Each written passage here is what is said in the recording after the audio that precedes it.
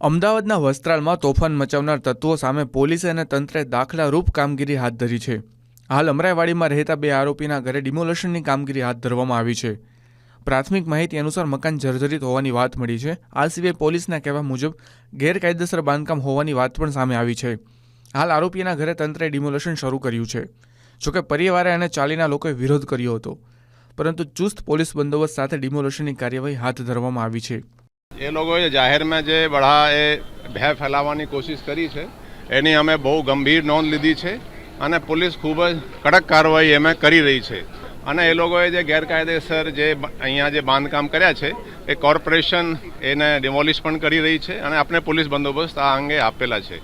અને હું કહેવા માગું છું કે જે આ રીતેના જે શરારતી તત્વો જે કંઈ આ રીતે કૃત્ય કરશે, જો જાહેર રોડ ઉપર અને આ રીતેના જે ભય ફેલાવશે, પોલીસ એને બહુ કડક રીતે એ લોકો વિરુદ્ધ કાર્યવાહી કરશે.